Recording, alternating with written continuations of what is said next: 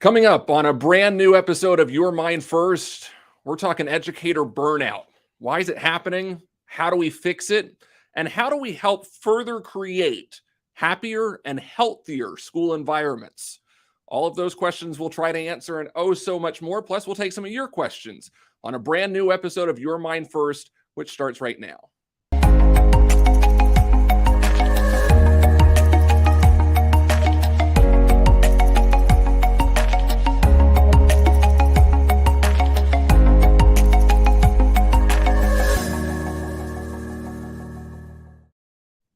Welcome into a new episode of Your Mind First here on ACSA YouTube and ACSA Facebook. My name is Michael Kelly. Thanks so very much for being with us. If you have missed our first two episodes of the series, might we suggest you go check it out? Really, really powerful conversations with some of our school leaders and some of our political leaders. We were joined by Jennifer Siebel-Newsom, first partner of California last week, a riveting conversation about mental health and what we can really do to address some big issues to help create better environments for our staff, for our students, for our teachers, for our administrators. Again, that's available to watch right now. If you go to our YouTube channel or our Facebook channel, you can check out those first two episodes. Again, this thing runs every Tuesday through the end of the month, and we are thrilled about who we get to talk to today. A conversation about educator burnout. I know so many of you are experiencing it, especially over these last couple of years, but let's also kind of keep in mind that educator burnout has been a thing for a very, very long time. We'll look at what's changed over the years and really how do we address that moving forward and keep staff happy and healthy and in the field.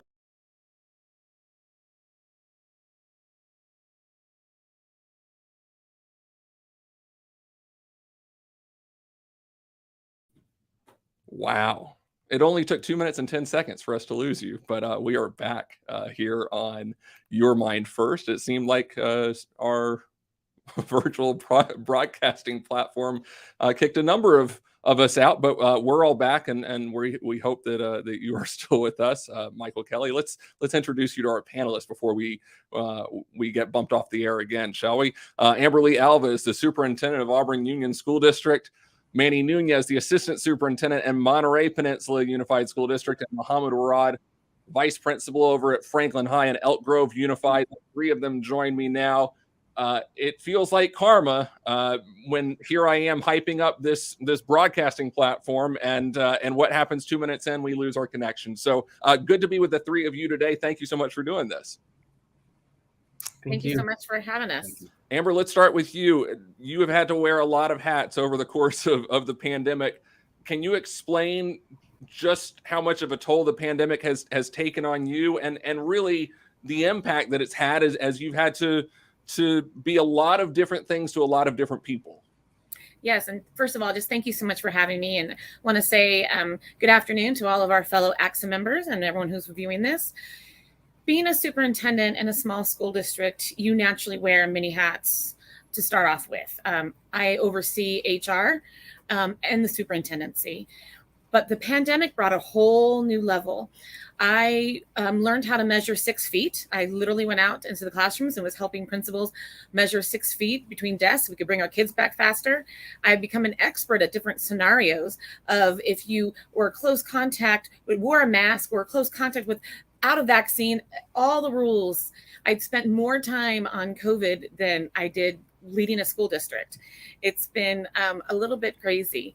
And on Friday, I will be doing lunch duty because we do not have enough classified staff.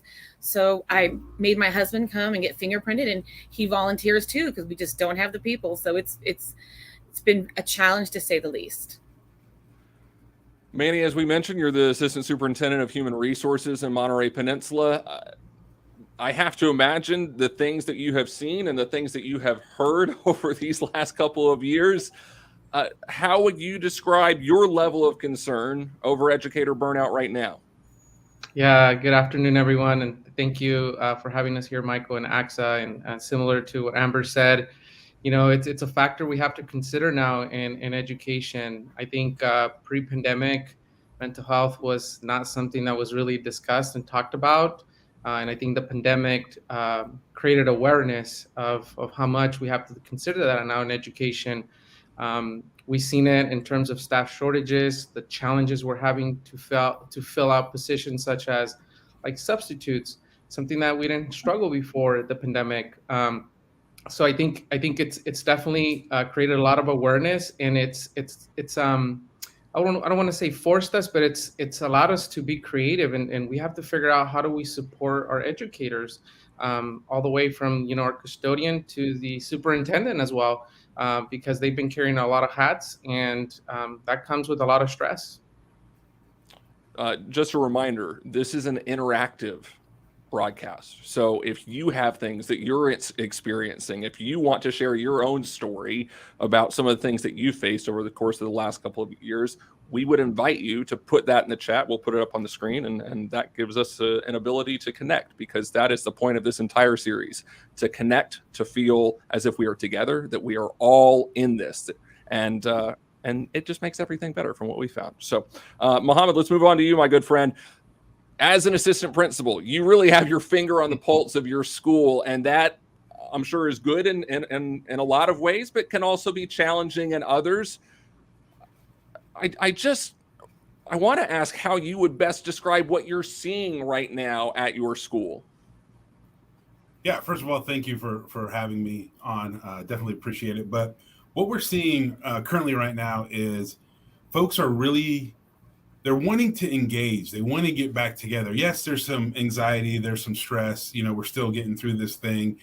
There's some systems that are now in place that we're still adjusting to.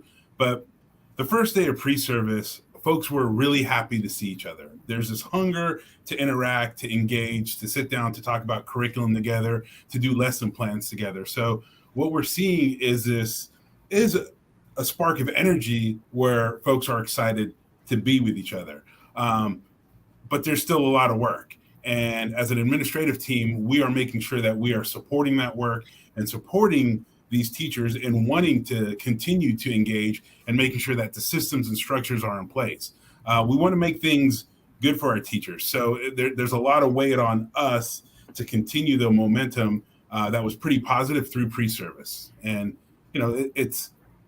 it's definitely a team effort. There's a lot of good spirit, a lot of good energy. But again, we're still coming out of this pandemic and some of the systems that are now in place that we have to still adapt to. Manny, you took the job as Assistant Superintendent of Human Resources 3 years ago. Am I right on that? Yeah, I'm going on my 4th year now. So yes. Okay. I wonder, how much harder is it to recruit now, post-pandemic? Not even post-pandemic. We're still in the middle of this pandemic. But 2 years into this COVID-19 pandemic versus when you first took the job? Yeah, I would say that it's my time in this role has been very unique. The first year was like a normal year, you were saying, then here we have the pandemic, and then it's kind of been that experience. So recruiting virtually was something that we had to get used to, right? And how do you interact with people on the screen, just like we're doing now? But it's also allowed for this creativity, right? So in our district, we are now recruiting virtually as well. So we can have a virtual interview. We're using a lot of resources to allow technology to help us. So it does have its challenges. And I want to keep it positive too, Michael, because I think there's a lot of things that we in educators were known to be innovative and creative. And the pandemic allowed for that to be something that stretched our thinking and our creativity. Ultimately, we still had to fill vacancies, right? So kids can have somebody in front of them. But the tools that we're utilizing now, I think were not something we were thinking if this pandemic didn't happen. Yes, it's been challenging. I think it depends on the region that you're in and the resources that you have to bring in educators. We are having a difficult challenge right now filling some of our classified vacancies, such as like after school employees, custodians, nutrition services. And these are people that were at the front lines when the pandemic happened. And we just can't find people to get these positions for whatever reason. And a lot of it could be contributed with maybe they just want to have a break or they're dealing with something themselves. And so as a district, we've done a lot of things to try to support staff that I'll talk later on when it comes about work-life balance. So we have a responsibility as leaders to model what that looks like. But also going back to recruitment, just to emphasize, I think it's still an issue, but we are trying to be as creative and innovative as possible with some of the tools that we learned through this experience and through this pandemic. We were talking right before the show started, and I kind of want to bring it into the conversation now.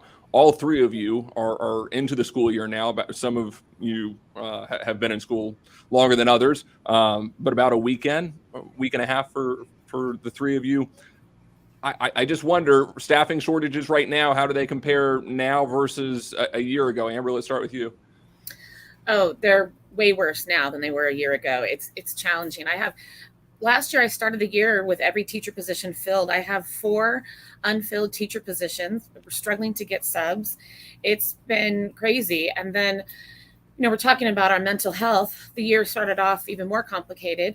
We had a teacher, brand new teacher, that didn't show up to work on Friday and didn't call in. We couldn't get a hold of her, so we sent the police and her daughter to do a wellness check, and she was found dead. So now I have 5 open positions. So it's been incredibly challenging. And part of it is, I think Manny said it about your region. We are in a semi-rural area, and we just don't pay what the bigger cities pay. You can go 20 minutes to Roseville or Rockland and make a significant amount of more money than what we pay here. You can get about more money, I think, at Chick-fil-A than you can to be a nutrition service worker. So that complicates things even more. I can't help but just think of how much the district, you and the district must be grieving through this. Amber, what kind of toll has the last week taken on you? I think it all came to a head, just to be really candid, on Sunday. I couldn't get off the couch. It was just starting the year with so many open positions, starting the year with, we're getting ready to go into negotiation session, and we're facing declining enrollment. This year, I'm going to have to close down 2 schools, and then losing our staff member, it hit me like a rock. It hit me like a rock. Mm-hmm. But I'm really supported by my support system, my family and my friends. And during the pandemic, I took up golf. So there's something every Saturday morning. I have a great group of ladies that we play golf and just get out to nature and walk. So I try to find the little things that I can to find that support. Mohammad? Yeah, in the last 2 weeks, I've gotten phone calls from 3 principals in neighboring districts looking for math and science teachers. My older brother is a chemistry teacher, and he's a BITSA support provider. My younger brother is a history teacher and athletic director. And, my older brother, who's a BITSA provider, his phone is blowing up, man. Do you have any teachers? Do you have any teachers? So folks are calling. They're looking for teachers. The calls I've gotten specifically have been for math and science. But, yeah, it's been tough. It's been tough. And, I'm going to piggyback on the part in terms of playing different roles. We have over 2,800 kids here on a campus, and receiving 3,000 Chromebooks and figuring out how to pass those out to kids in an efficient way, and how to do the lunches. We have 3 different lunches, and dismissal, arrival, all that really stretches you. And it's been a really good learning experience. And I would say the silver lining, the positive thing is, you're able to build some really good relationships with people on campus when you go through something like this, because the amount of folks who are stepping up and volunteering to assist was enormous. It was great.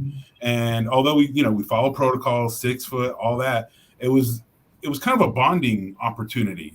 When you struggle together and you go through some hardships together, you come out on the other end, and those relationships are much stronger. Amber, I want to go back to you. We spoke a couple weeks ago about a myriad of topics, and one of them is that the pandemic's not only affecting burnout, but the political climate is also playing a role as well. So how do you find a way to balance all of it while trying to support your staff? So sometimes it's the little things and it's the big things. So I bought myself a cup that says "You're doing great," because sometimes I'm the only one that says that in a day. And then I had a student make me a rock that I keep, says, "You got this." So it's finding those little things to kind of center you and ground you, but it's also trying to find the big things too. We are very fortunate. We've got a grant with our county office and the state. We have wellness centers at each one of our schools that provide support for both students and staff and our families. And we started off the year welcome back breakfast. And I think it was, as Manny said, it was just the enthusiasm of people wanting to get back to something a little bit normal. Mm-hmm. And so it was very exciting for us to try to do that. I do a weekly update, and I'm visible, and I'm in classrooms a lot. So I try to do little shout outs to people of highlighting the great things that are happening, because there's great things happening everywhere. And then I've started this year to do a weekly video. My theme this year is connections or reconnections, because that's how we're going to build strong relationships and support each other through this pandemic, is connecting with each other. And we started off our first day back, we did a restorative circle. And it was a great opportunity. I've known some of these people for 3 or 4 years, and I learned something new about them and made a different connection to them, something that we might have in common. We also use a program called Care Solace, which you have the availability to get a therapist virtual 24 hours a day, 7 days a week. So we've used that for our staff that are kind of going through a hard time. Several staff members reached out last Friday after we lost one of our staff members to just have someone to talk to. So it's about really coming together and connecting. Mohammad, one of the many reasons we wanted you on this broadcast was because a couple years ago, can we just say a couple years ago, you wrote your doctoral dissertation on teacher burnout. And look, we know it's more of an issue now than it was a decade ago, but it doesn't change the fact that it was an issue a decade ago. And so can you compare what you found in your research versus what you're seeing right now? Yeah. So the way I got into, learning about teacher burnout is I was a brand new teacher, right? I was teaching 4 different subjects, class advisor, head coach, all that fun stuff. And I loved it. It was great. I was really excited to go to work every day. And I'm there and I see folks who are not too happy. And I don't understand what's going on. I don't understand why they don't love this environment. We're hanging out with teenagers. We're hanging out with kids. We're having fun. And it just led me to ask a lot of questions of, well, what can be better? Why are you not happy? What's going on? What's stressing you out? And what I found back then, which I see now, is there's almost 2 factors, right? There's like these external factors that you really can't control. Like we can't control, to a certain limit, we can control policy, legislation, we can vote, we can get active, right? But mandates and the political climate and the pandemic are things that are out of our control here on the dance floor, right? We're on the dance floor. We're at a school site.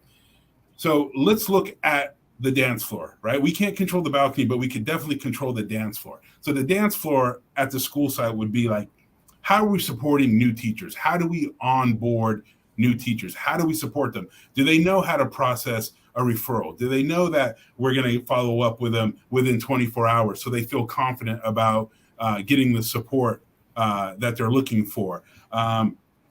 Do they know that they're going to get predictable, consistent communication from us? So it's all about being able to control what happens on the dance floor in the classrooms and just really pounding the pavement and being in those classrooms. And it's like counseling on the go. So you see that today. You see that, teacher burnout is definitely impacted by what happens in the building. And if you have an administrative team and a support structure in which, you're there for your folks, the stuff that you can't control is going to go away, and it's going to result in some really good outcomes. We do a lot of stuff. Phil Boyd, School Culture by Design. We've done his workshops. We've got the book. We've done the book study, and we've implemented some things here this year to help with teacher burnout and keep folks motivated. Our mascot is the Wildcats, Franklin Wildcats, and we've taken our PBIS coordinator, and he's running with this idea of Wellcats. So whenever we do staff meetings, we do some professional development about wellness, it's Wellcat time, right? We're the Wildcats, but we're really running with this idea of supporting each other and making sure that we, as a collective staff, we're in control of the dance floor, because that's where we're at. It's the little things, right? Like it may not seem like the biggest thing in the world, but all of those little things add up, and I think it keeps educators happy. At the same point, look, there has been a lot of talk about teacher burnout, but administrator burnout is real too. If you look at the average duration of a superintendent stay in a district, it's about 4 or 5 years. We're talking to our own members, principals and assistant superintendents, and I mean, the list goes on and on and on of people who are just going like, I'm tapped. I'm either going to retire early or I just can't do this anymore. Has that been the case for not the three of you specifically, but have you had those types of conversations with people at the administrative level? Yes, definitely. People are looking at getting out early. They're looking at other choices, just something that's just not every day in the trenches, because we're burnt out. We're tired. I think America's tired. Yeah, and we're not alone in the shortages, right? I think there's other professions that are similar, but in terms of individuals who are maybe 3 years out of retirement, they're now looking at what's that magic number, and so they're having more conversations with us and looking at their options. So it's definitely happening. I think we've asked a lot out of educators, and we have delivered, I think, right? I believe that. That's why we came into this profession, to make a difference and impact students. And a lot was asked out of us in the pandemic. And Amber touched on it earlier, right? Where we had to go measure, where we have to, all of a sudden become experts on quarantine guidelines, and they change daily. And, you got to keep up with all that information because people are asking questions. So I think we're seeing that definitely more than ever before. I want to pose this question to the three of you, and it's a loaded one, but what role should mental health services play in preventing educator burnout? Mohammad, let's start with you. It absolutely should be a role. It should be a paramount role. It should be the forefront. It should be something we talk about. It shouldn't be something, where there's any stigma attached to it, right? We always talk about, I went to the gym and I went for a jog this morning and I feel great and I'm eating healthy and I'm trying this diet and that diet and I'm drinking a gallon of water, so forth and so on. But we should also be talking about how we're doing mentally, emotionally, and have those conversations. Because if you're willing to talk about it with your friends, your peer, your coworkers, then it's one of those things where it becomes, okay, this is a priority, and let's figure out a way where we can make sure we're healthy all the way around. Just like we would if you and I were going to go for a jog together, or go play golf. Why can't we go talk about mental health and make sure we're doing something where we're going to be where we're going to fill up our cup and we're going to feel good, and we're going to make sure that our emotions and our mental well-being is solid, because we know that if it's not, that's where the cracks are going to start. Manny, how do you help address what is a very, very real topic right now in terms of making sure that staff have the support from a mental health services standpoint that they need? Yeah, it's definitely a factor we have to consider. I said it earlier, but we have to get creative. It's maybe something we didn't think about as we were recruiting, but I'm pretty confident that as we go into recruitment here in the coming years, mental health is going to be, what are you offering as a district for my own sort of mental health, right? And I think it's going to be a strategy we utilize to bring people into our system and support them, right? So here at MPUSD, we've been really successful offering equine healing therapy to our staff, right? And we have to do it in chunks because we can't offer it to all over 1,300 employees. But we have been really strategic at the cabinet level to redesign those systems. So we have a first-year teachers, an experience, either a one-day retreat on a Saturday where you get to interact with, horses and get that kind of equine healing. We also have 8-week sessions for equine healing, which is something we weren't doing before, right? The other thing Amber mentioned at Caresol is something we also have in place, but it is going to be at the forefront, I think, of recruitment. But I got to go back to, like you said it, Michael, simple things, right? I think what our staff are looking for us in terms of leaders is the connection. It's that genuine, how are you doing? And really taking the time to listen. A lot of the time, in my experience, people want to be heard, but most importantly, they want to be seen. All right. And then us really being proactive about, yes, I see you, we hear you, here's what we're going to do about it. And not only just for teachers, I think it's every educator. needs some type of support. So that genuine connection, I can't emphasize that enough. And really having those genuine conversations. Maybe it's frequent check-ins, right? And those genuine check-ins bring a lot of insight to when people are struggling or what they're dealing with in the work environment. And maybe we can find some solutions and supports within our own work time that is going to help address those simple, address the mental health crisis in general. Amber, you talked about some of the work that the district has done with Care Solace and the things they've done to help support staff. I guess I just wonder, moving forward beyond what you guys have already doing, is especially be it a funding standpoint or simply more resources. What's your vision? What's your goal for Auburn Union?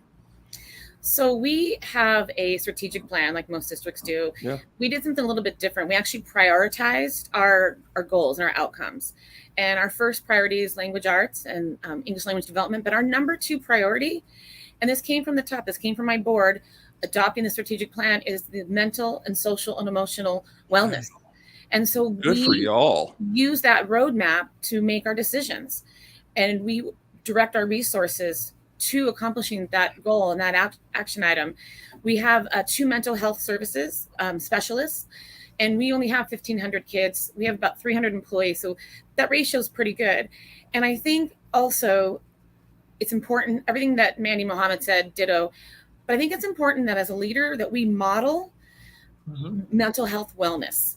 And I have modeled, we always do check-ins, as Manny said, our meetings, and it's really not just how are you? Oh yeah, I'm fine. No, it's like, really, how are you?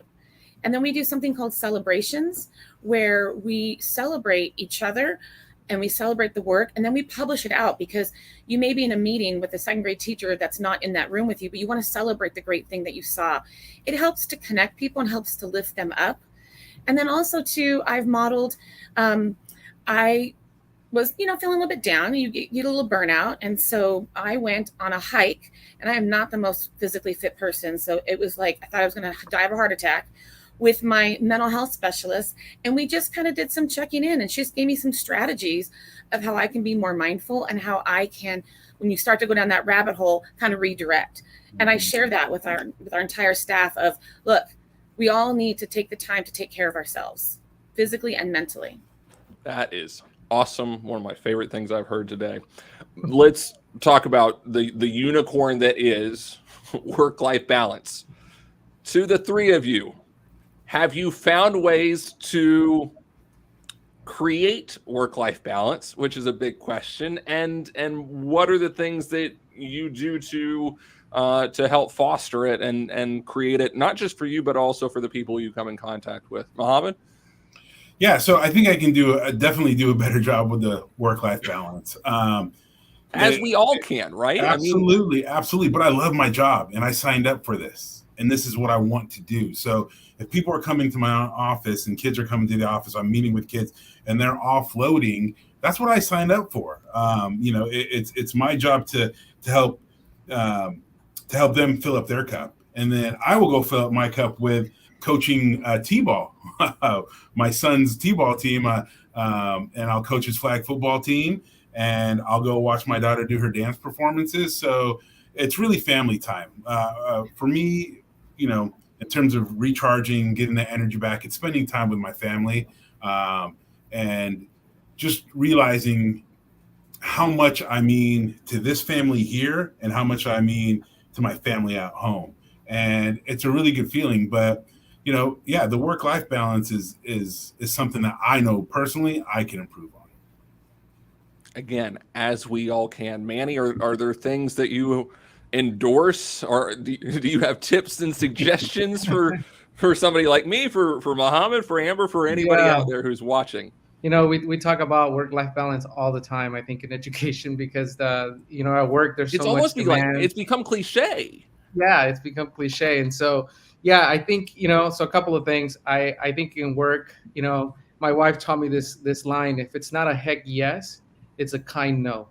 In terms of like commitments outside of work, people come to you and ask you to be involved here and there. And so that's something that I use, and I have to be true to myself. It's like, do I really want to, am I passionate? Yes, 100%. So yes, I'm going to give my time to that. But if it's like not something that I'm feeling, then I'm going to say kindly, not this time, but maybe come back and check with me later.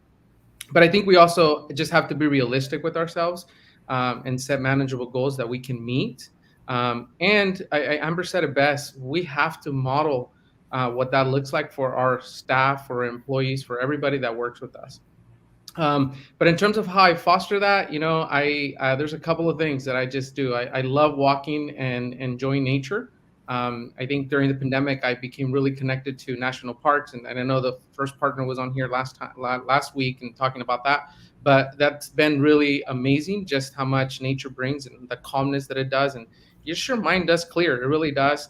Journaling, and then the last thing is, I went on this amazing trip, the Camino de Santiago, which is in Spain.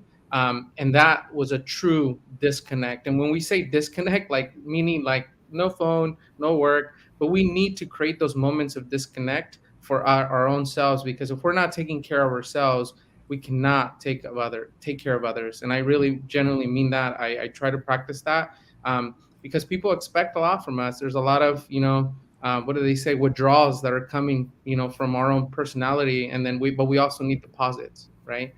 So I think it's walking, journaling, connection, and then going and doing the Camino in Spain at some point in your life. You should look into that.